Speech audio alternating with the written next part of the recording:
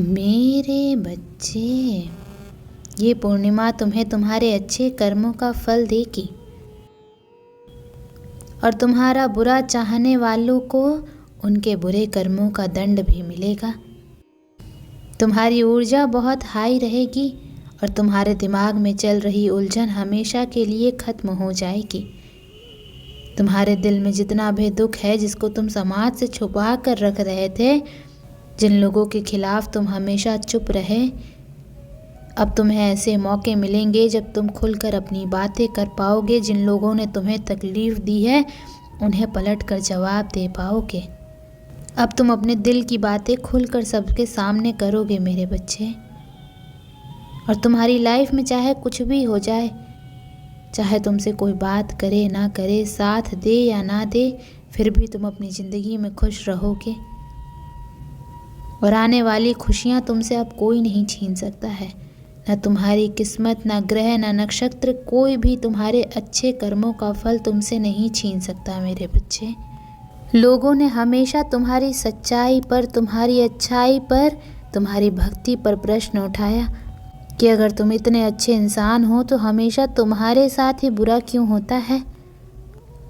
लोगों ने तुम्हारा साथ छोड़ दिया कि अगर ये सच में सच्चा व्यक्ति होता जितना ये दिखावा करता है तो इसकी माता इसके साथ इतना बुरा ना होने देती।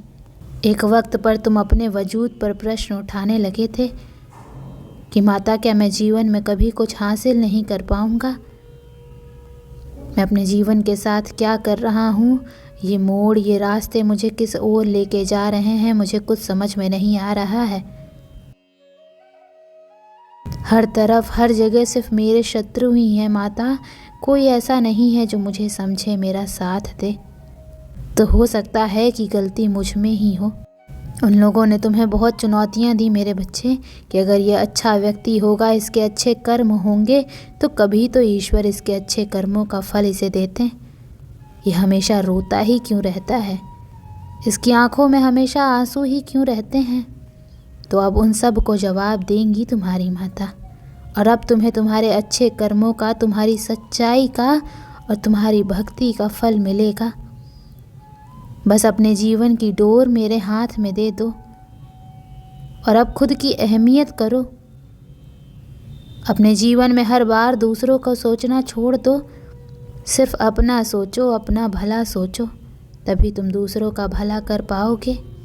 लोग क्या कहते हैं उनकी बातों से रोना छोड़ दो मेरे बच्चे। उन्होंने तुम्हारे साथ क्या किया उस बात से विचलित होना छोड़ दो। तुम्हारी इन्हीं गलतियों की सज़ा भी तुम्हें मिली है आज तक। और तुम्हारे इन्हीं कर्मों का, जब तुमने अपनी अहमियत नहीं की, अपनी कदर नहीं की, अपने सपनों को छोड़ दिया दूसरों के लिए, अपनी कोमल आँखों से आंसू बहाए, उसका दंड भी मिलेगा तुम्हें इस पूर्णिमा पे। इसीलिए तुम्हें अपना अतीत बहुत याद आएगा। तुम बहुत रोओगे, तुम्हें क्रोध आएगा, तुम्हें लगेगा कि तुम्हारे साथ बहुत बुरा हुआ है। पर इन बातों से व्याकुल मत होना मेरे बच्चे।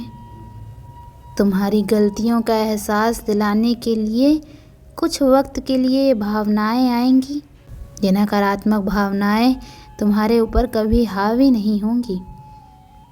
तुम्हें बस अपनी गलतियों का एहसास दिलाना चाहती हूँ मैं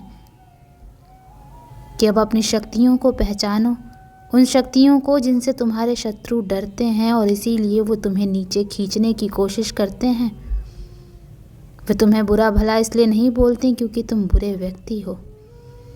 वो चाहते हैं कि तुम अपनी असलियत भूलकर अपना लो कि तुम बुरे व्यक्ति हो और तुम टूट जाओ। इसलिए उनके बिछाए जाल में मत फंसो। कोई लाख तुम्हारा बुरा चाह ले, पर तुम एक पुण्य आत्मा हो जिसने इस जन्म में नहीं ना जाने कितने जन्मों से मेरी भक्ति करके बहुत पुण्य कमाया है। और तुम्हारे उन सारे अच्छे कर्मों का फल देंगी तुम्हारी माता, इतना यकीन रखो। तुम्हारे जीवन में एक स्थिरता आएगी मेरे बच्चे। तुम्हारा स्वास्थ्य ठीक होगा और अचानक से ही बहुत बड़ी खुशखबरी मिलेगी तुम्हें, जिसके बारे में तुमने सोचा भी नहीं होगा। और तुम्हारा बुरा सोचने वालों का, जिन्होंने तुम्हें अपमानित किया, तुम्हारे चरित्र पर प्रश्न उठाए, तुम्हारी सच्चाई पर प्रश्न उठाए मेरे बच्चे, उनके मुंह पर एक जोरदार तमाचा पड़ने वाला है, जिसके बाद वो कभी तुम पर प्रश्न नहीं उठाएंगे। वो कभी तुमसे तुम्हारी सच्चाई का प्रमाण नहीं मांगेंगे।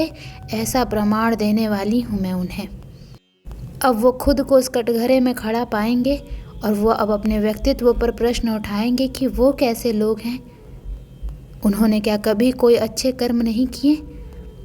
अगर तुम्हें नीचे खींचने की जगह उन्होंने कुछ अच्छा किया होता, किसी का भला सोचा होता, तो आज उनके साथ भी अच्छा हो रहा होता।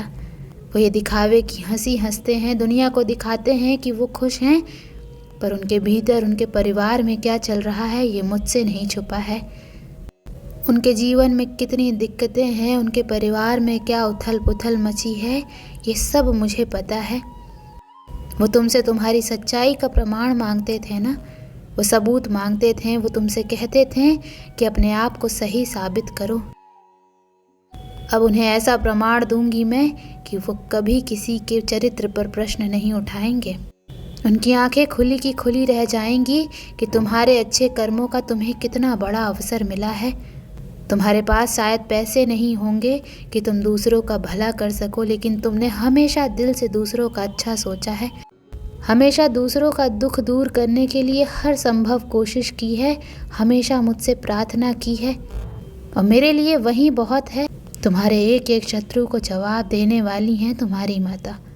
तो उन लोगों के बारे में सोचना छोड़ दो अब, और आज के दिन ध्यान ज़रूर लगाना, 7 चक्रा मेडिटेशन ज़रूर करना मेरे बच्चे। तुम जहाँ पर भी बैठकर मेडिटेशन करोगे उस जगह को सबसे पहले नमक के पानी से साफ कर लेना, सारी नकारात्मक ऊर्जाओं को दूर भगा देना। कपूर का दिया जलाकर अपने सर से 7 बार घुमाकर उसे रख देना। उससे तुम्हारे भीतर की सारी नकारात्मक ऊर्जा खत्म हो जाएगी। उसके बाद घी का दीपक जलाकर मेरे सामने, मेरी प्रतिमा के सामने या कहीं भी बैठकर मुझे याद करके ध्यान लगाना। आज के दिन 7 चक्रा मेडिटेशन करना बहुत ज़रूरी है तुम्हारे लिए। वो आगे आने वाले कष्टों से तुम्हें बचाने में बहुत मदद करेगा, और तुम मुझे और यूनिवर्स को ये दिखाओगे कि तुम अब अपना ख्याल रखते हो।